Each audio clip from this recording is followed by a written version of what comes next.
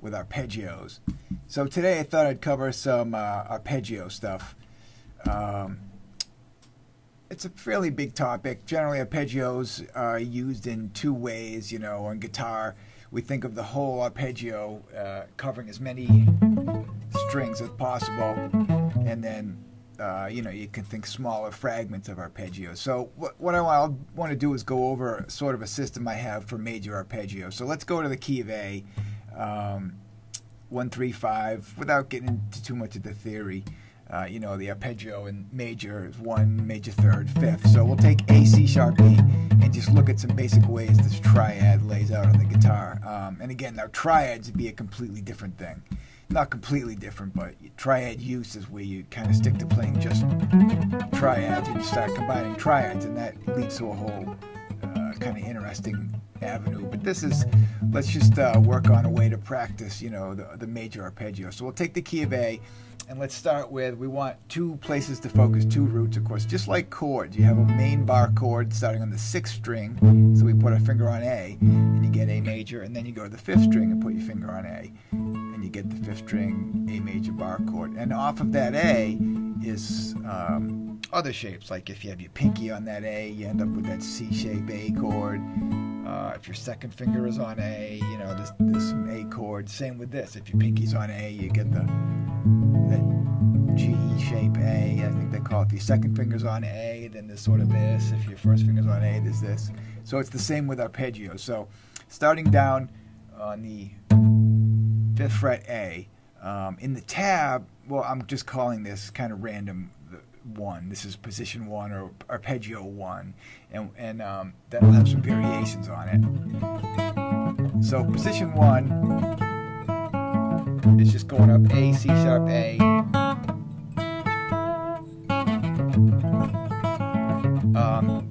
You know, you can bar, as far as fingerings, I'm not going to get too much into fingerings. You know, when you have frets in a row, like 2, 2, 2, you can bar it and then sweep across the 3. Now, the problem with that is, though, is if you're trying to play lead, you know, you don't want to end up with something that sounds like a strum when you're trying to make it sound like single notes. So sometimes on those spots, instead of just barring my finger, I'll try to play it with a different finger, especially if I'm doing a hammer from nowhere.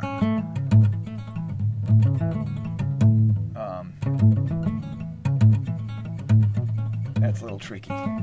But anyway, and then I jump up and, you know, or just flat, you know, or you just try to mute. When you're playing those notes, I just try to mute it so they don't all ring out. And again, if I had time, like on the descent right there, I'm grabbing 3 different fingers on this one.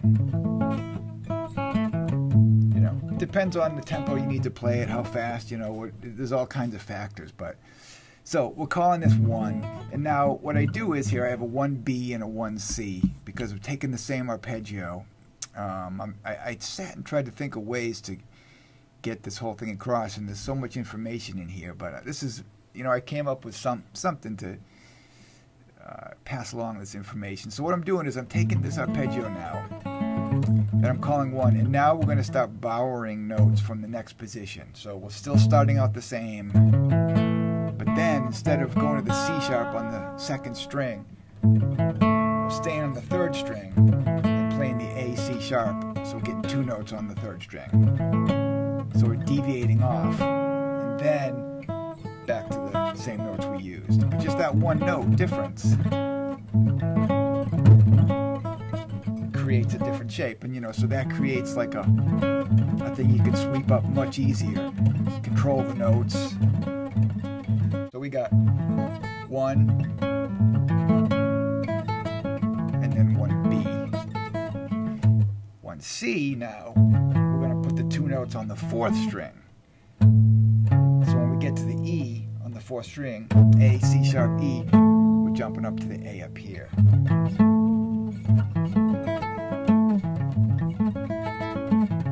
You know, and again, the fingering, you can experiment with different fingerings. I like to find fingerings that allow me to not have to bar my finger. So I can do hammers from nowhere, or the notes just come out cleaner. Alright, so that is 1C. Now I didn't write this one out, but I mean I wrote this one out, but yeah, that's what I'm thinking. This I didn't write out. What that high A, because here we're going A, C sharp, E, and jumping up to A. You could do it again here and jump up to that A. And on the tab, I'm just having us go to this A, like that. But so you're sort of repeating the same thing.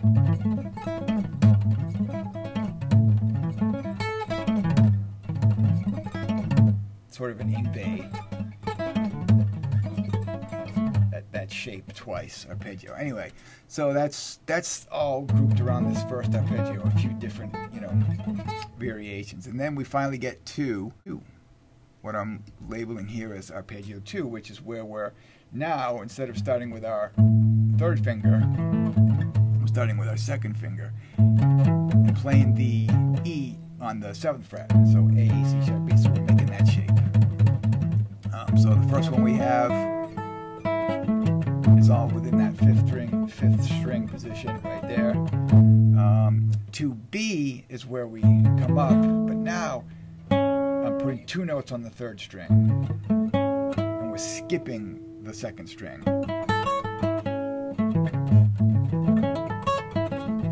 So this option will be just play, 1 note per string mostly, kind of just arpeggiating that A major type chord, and then the next one is the string skipping one, which would be 2B.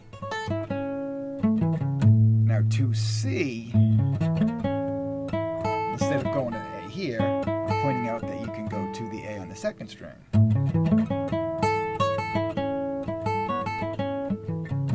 Just to show you this, there's so many different routes you can take, and you can sit and work with different ones and see what comes out. Now another thing you can do, I didn't write this in tab, but is in 2C, okay, we come up and we grab the A there on the 2nd string. You could also play the A on the 1st string and get a double A. So you get, then I'm grabbing the C sharp,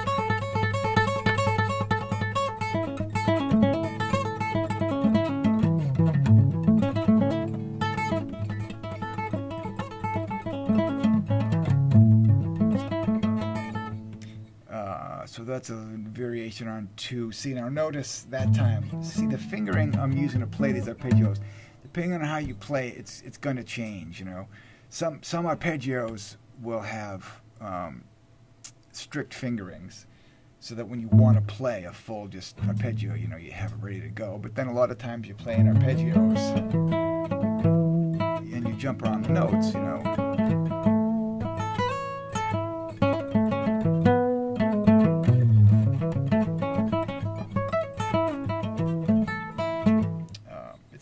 your fingers will jump around. So it's not always about just playing a set pattern. Generally, I'll take the arpeggios that are the easiest and keep them. Like, for example, this first one is a pretty good one to sweep. So, if you have the need to sweep a major arpeggio, you find it on the 6th string, 3rd finger, bang. So if it was C, now I don't sweep picks on my thing. I feel like I either undersweep or oversweep. I don't quite. That's why I try, if I can, I would just rather play it a little slower.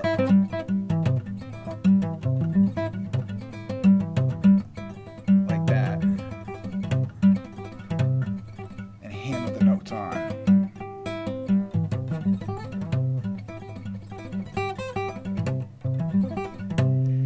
Work a little better on electric, but either way. So let's see, back to A. 2D and 2E, I have one now where we're gonna leave out the 3rd, so that we're gonna go root, 5, root. You see this a lot in classical, Bach tunes. Occasionally he'll have a chord and he'll, I don't know why I switched to A minor, but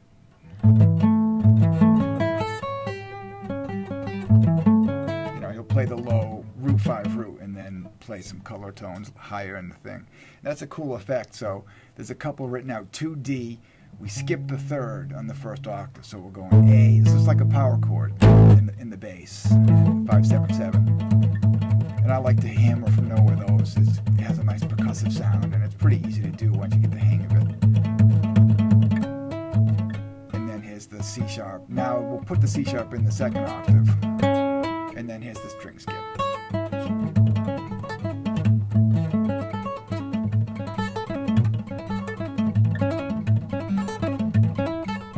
Good for electric with light strings, you know, but I like playing it on the acoustic because it has a little more punch. You know, when the hams from nowhere create like kind of a percussive sound, whereas they drowned out a little bit on the electric. So I like the sound, even though it's harder. I like to play them on the acoustic. Anyway, so 2E, same thing, except there's no string skip. This is actually a good one for sweep pickers, 2E. Because we're leaving out the third so that you can just start sweeping. There's one note per string all the way to the top, and then there's 2 notes. So it's perfect to sweep and then up pick that last note. And then sweep it back down. If you can, you know, that kind of thing. I don't know. See, again, sweep picking doesn't quite do it for me. I always feel like I'm just missing a note or something. But, you know, there are some people who do it really well, so. Alright, so that's it. Now we move to 3.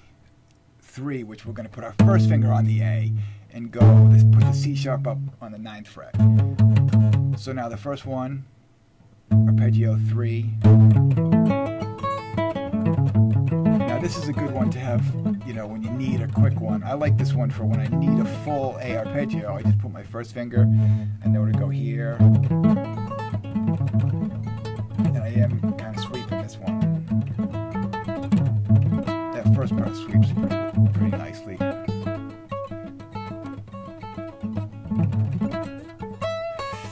So that's 3. And then 3B.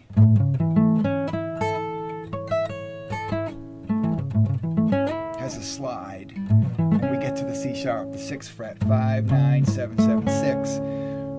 We'll slide up to the 9 and grab the A arpeggio in the next position.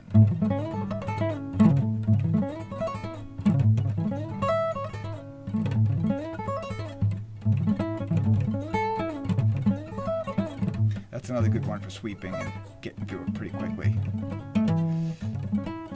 Now let's moving on. So that takes us, so that finishes off in this area. Now we're going to move up a little bit to this A, the pinky A on the 5th string, 12th fret. I'm calling this 4, so this will be arpeggio 4. So we're starting on the 3rd, the C sharp right there on the 9th fret. There's the 5th on 12, and then our A again is on the 5th string, pinky. And that creates that's a very common, you know, there's an A here and here.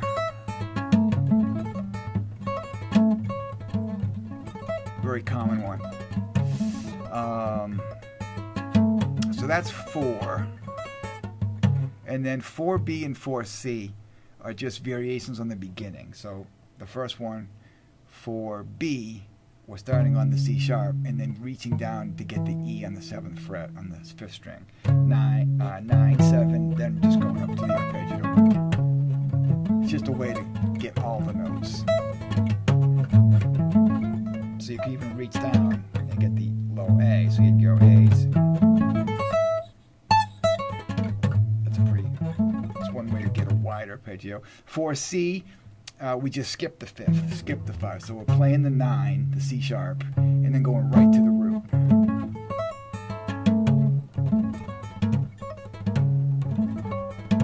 So that's kind of a cool effect. Especially if you're starting down here with an A, and then you start on the C sharp. That brings you nicely into like a D.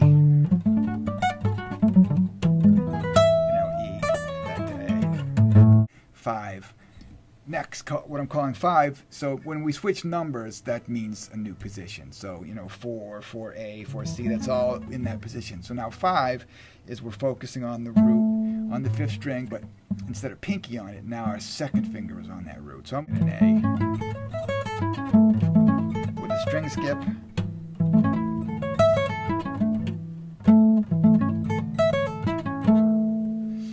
There's 5. And then it looks like I've written this as, instead of 5B, it looks like I wrote 4B, but you know, you'll figure that out. This just, so instead of doing a string skip in this position, we're just moving up a little to the next position. That's how I usually play that one. So if we was doing it in E, 5th root, there's the arpeggio. There's the string skip one, or slide up.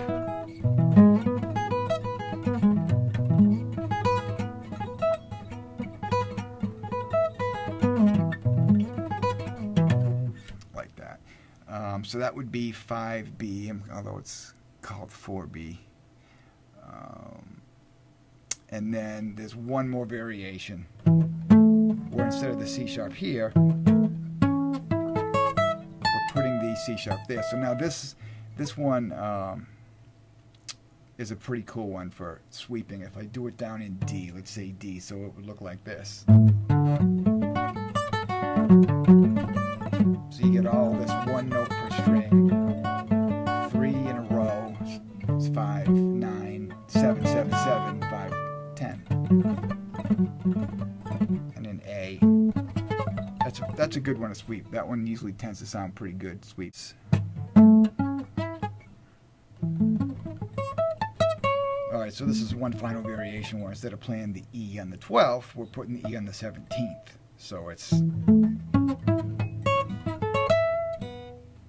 could do it down here too.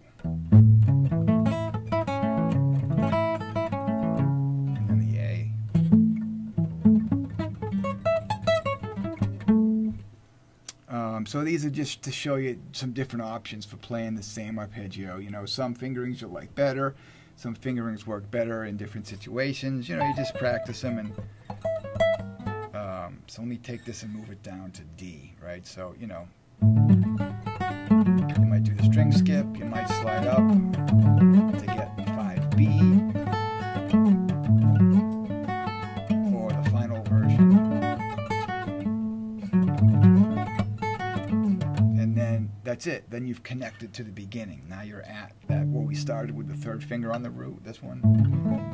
Now you're right back there. So they all kind of combine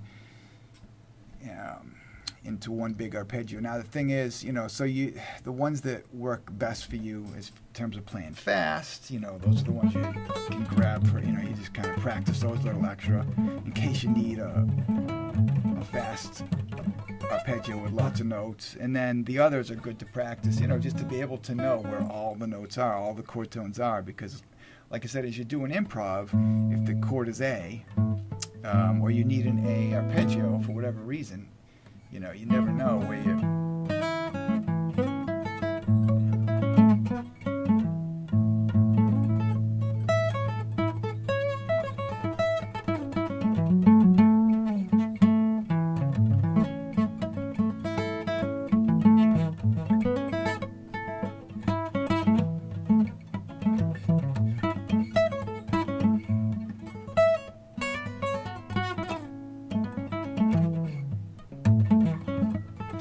Especially as you start to put patterns on the arpeggio, instead of just playing them like we've been just playing one note at a time straight. I'll have to do another video on that, you know, what like playing seconds or groups of 4, 1, 2, 3, 4, 1, 2, 3, 4, you know, all the tricks you can do with arpeggios like they do in classical music. Then the fingerings are out the window. You have to create all new fingerings. So, you know, the fingerings will change as you're playing and doing improv, but it is good to practice the arpeggios and try and find a fingering that you like for each one each time, and you know, and then in your improv you just kind of see what happens. But now the next thing I have in tab is a combination idea, like I played in the beginning. There's a skip the third arpeggio, root 5 root.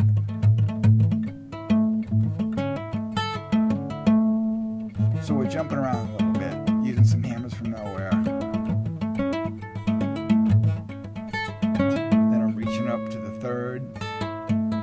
Here's another arpeggio that skips the third. So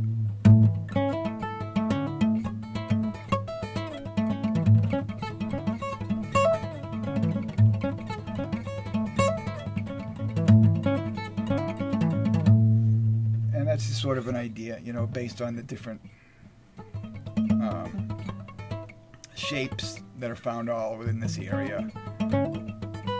You know, and you can, so when you're working on these, you know, there's that, but then also you can take a group of arpeggios, or one arpeggio, and then start to look for the tensions and experiment with those. Like the 9 is the first, you know, so that would be the B.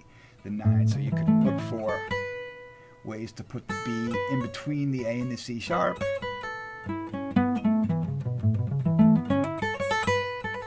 Ways to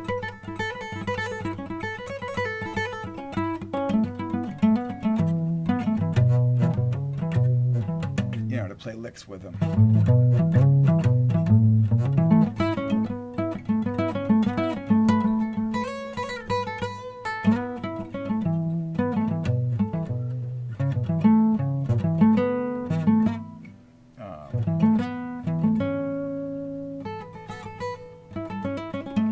So I'm just playing the A arpeggio, but adding the B note. You know, and every position that you do that in, you'll see different ideas and different lines. And then of course you could take that A arpeggio, put the 6 in at the 13 to work with the 13 arpeggio. The sus, put the 4 in, put the 4 in and kick the 3rd out. That's actually a whole other topic. That's a cool topic. You can play the 4 and the 3rd, put in the 7th, the major 7, work with the major 7 in both octaves, and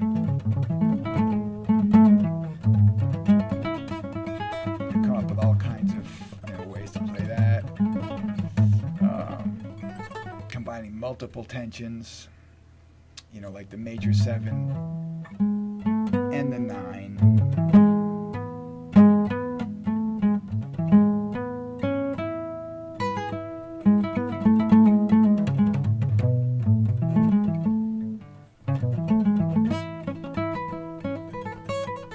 You know, and you don't have to play them straight either. You know, you could skip. You know, if you put in the 9, you could skip the root. Skip. You know, you just play around and see what.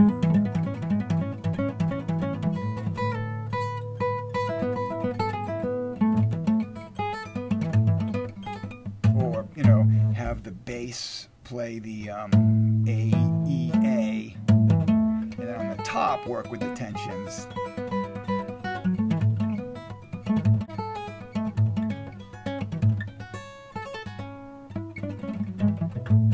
Good way to create different arpeggios. It's, you know, it's just experimenting and coming up with different things that you think sound cool. Adding the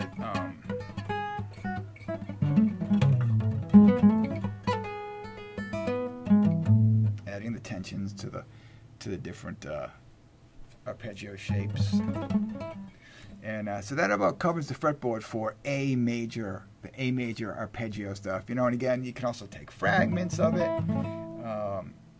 just pieces of the arpeggios, and work with those. It doesn't have to be, you know, in any spots. You can just take 4 strings, say, and work with that, especially if you're working with changes or you're trying to fit together a few different arpeggios. Say you have an A, you're playing some stuff, and then you want to do F sharp minor, the D,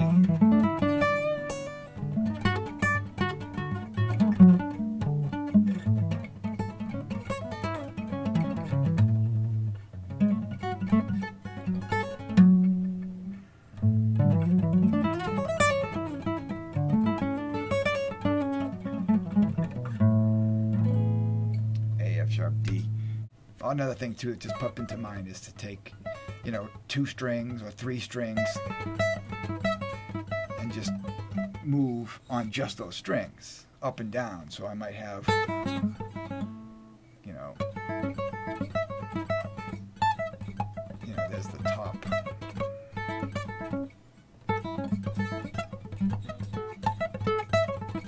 So that would create a lick right there, you know. Move on just a few strings up and down the neck on the arpeggios. That can arpeggios so that there's a double A.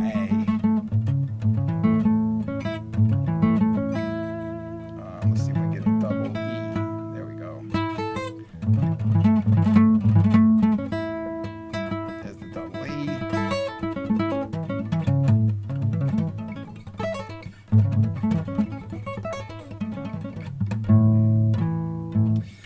I'll do some more with patterns next. I think I'm going to use the electric. It's getting tricky playing it on these acoustic, but anyway, cool. So I'll see you